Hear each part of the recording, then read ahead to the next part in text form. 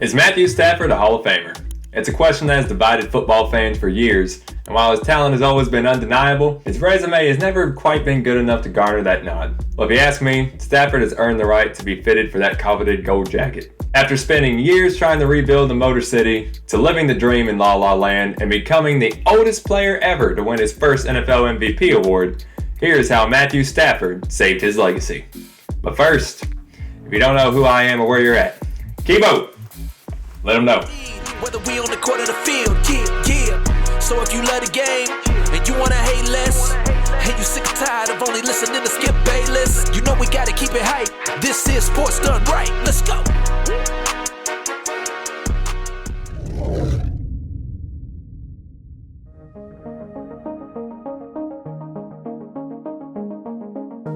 Coming out of the University of Georgia, Matthew Stafford was a phenomenon. In 2008, he capped off his college career with a third bowl victory and Georgia's single-season passing touchdown record. The consensus number one overall pick in the 2009 NFL Draft, Stafford was heralded as the savior of the Detroit Lions, a franchise that was synonymous with struggle, coming off a historically bad 0-16 season. He had the pedigree, he had the arm talent, and he had the burning desire to win. The Lions were pitiful, but they weren't always a doormat of the NFL. Back in the 1950s, they were a dynasty. They won the NFL championship in 1952, 1953, and 1957. But in 1958, they grew tired of their Hall of Fame quarterback Bobby Lane's nightlife antics and traded him away to Pittsburgh. And thus started the curse of Bobby Lane and 50 years of mediocrity. When Stafford arrived, the long-suffering Lions faithful thought they had found their savior. Stafford came from Highland Park High School in Dallas, Texas, the same school as Lane. He even lived on the same street, Purdue Avenue, that Lane lived on. As a rookie, Stafford proved his mettle as the youngest quarterback to ever throw for 5 touchdowns in a game.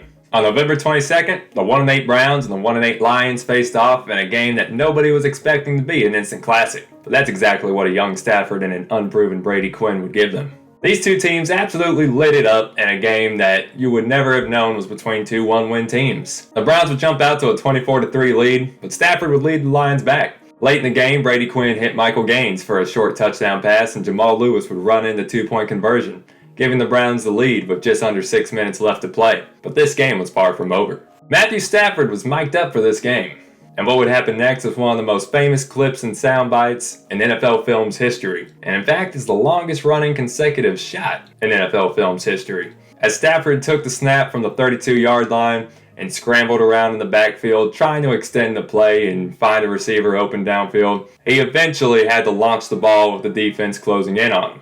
While the pass itself would fall incomplete, Stafford was absolutely drilled by C.J. Mosley and driven straight into the ground. The hit separated his shoulder, and Stafford did not move for a few seconds. He was forced to come out of the game, but the refs announced that there was pass interference on the defense, and the Lions would receive an untimed down from the goal line. Stafford, hearing the Browns call timeout, knew that he had one shot to get back into the game. And he pushed off the trainers and the medical staff, went straight up to his head coach and said, "I can throw the ball if you need me to throw the ball." And this is knowing that his shoulder is out of socket. Stafford came back in the game, took the snap, and threw the game-winning touchdown pass to Brandon Pettigrew. And as soon as the ball leaves his hand, you can see his arm just go limp. As everyone's congratulating Stafford and patting him on the back, he's just trying his best to make it to the sideline and sit down with his arm just dangling in excruciating pain. Once the ball left his hands and he saw his tight end make the catch, Stafford's arm went limp.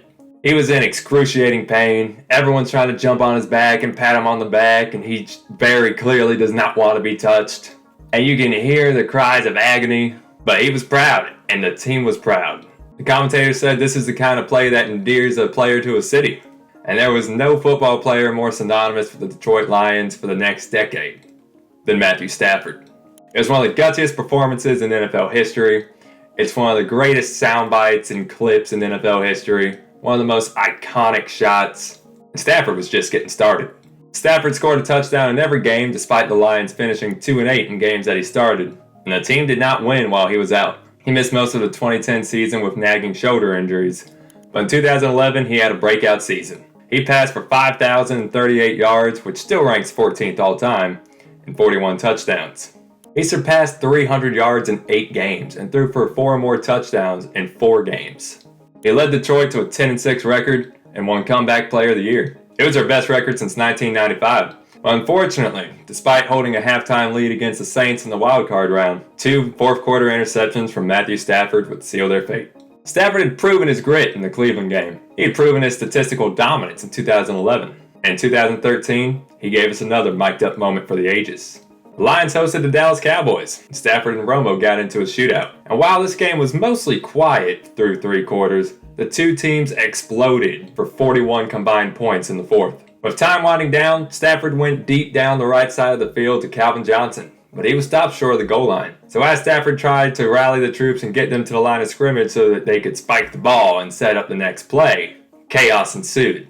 As Stafford frantically tried to get everyone in position, continuing to yell, "Clock it, clock it, clock it, clock it," he noticed, for a brief moment, a defensive lineman slightly out of position and a bit of a gap that he thought he could squeeze through. And so when he snapped the ball, instead of spiking the ball into the dirt to stop the clock, he decided to go for broke. He leapt over the line of scrimmage, scoring the game-winning touchdown. I remember watching that fake spike game live. It's one of my favorite football games that I've ever seen, to be perfectly honest with you. Yet, despite his individual brilliance, team success remained elusive. The Lions as a franchise continued to languish. Over his 12 seasons in Detroit, Stafford led the team to just 3 playoff appearances and never advanced past the wildcard round, and his win-loss record as a starter with the Lions stood at 74-90-1.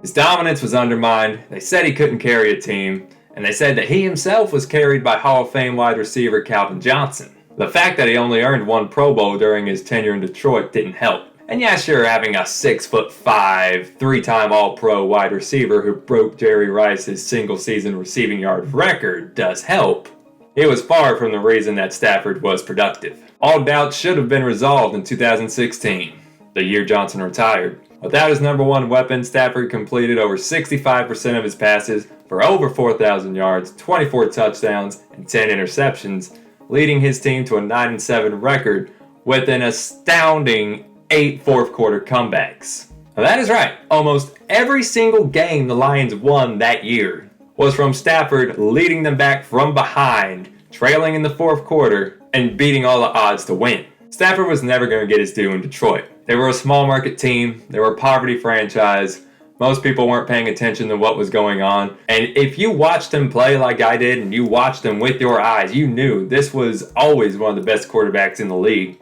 But a lot of people just didn't see it, because if you were in Detroit, you were practically invisible. Not even the praise he received from his peers would help, such as division rival Aaron Rodgers, who credited him for revolutionizing the no-look pass long before Mahomes ever burst onto the scene. You can find many clips of Rodgers on The McAfee Show talking up Stafford. And then, on March 18, 2021, the Detroit Lions did the unthinkable. They traded their franchise quarterback to the Los Angeles Rams for Jared Goff, 2 first-round draft picks, and a 3rd-round pick.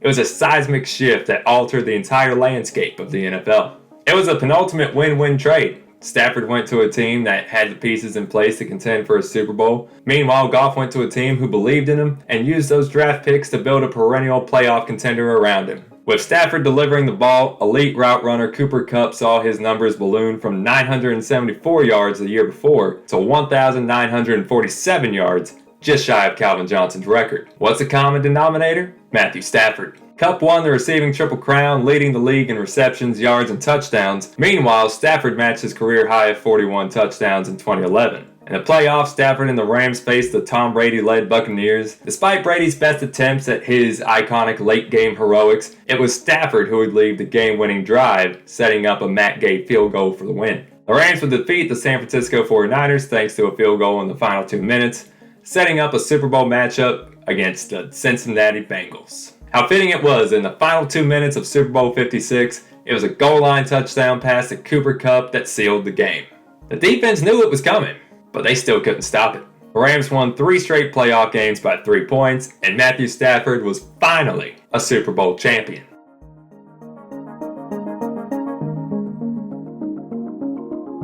After all these years of what if Stafford actually had an O-line, what if Stafford actually had a defense, what if Stafford actually had a good team around him, good coaches, if you put Stafford on another team, how far could he go? We finally had the answers. Matthew Stafford, in his first year on the Rams, had just climbed the mountaintop. Even after winning a Super Bowl, people were hesitant to call him a Hall of Famer. But in 2025, Stafford effectively put all the losing seasons of Detroit in the rear view as he raised his career win percentage above 500, finishing 120, 118, and 1. He put on a masterclass in execution and precision, putting his 20 years of experience on full display as he led the league with 4,707 yards and 46 touchdowns, and made it look easy. This coming after an offseason where his physical health was constantly in question. His back was hurt and he was spending a lot of time in a hyperbolic chamber. A lot of people questioned how much he would play, would he be ready at the beginning of the year, how good was he going to be, and he had the best season of his career. I don't know what they shot him up with in that hyperbolic chamber, but I'm pretty sure it's the same stuff that they gave Steve Rogers. He announced he's going to be back for 2026. Although he earned only his second Pro Bowl honor, he beat out young gun Drake May for MVP. The final notch on his belt. He'd officially accomplished it all. But he's not done yet. He announced that he's going to be back in 2026. And the crazy thing is, he is currently 4,351 yards and 13 touchdowns away from becoming the Rams' all-time leading passer. Now, this would make him the first player ever to be the career passing leader for 2 different franchises. The detractors always said, yeah, but he never did this, he never did that. Well, now there's no more buts.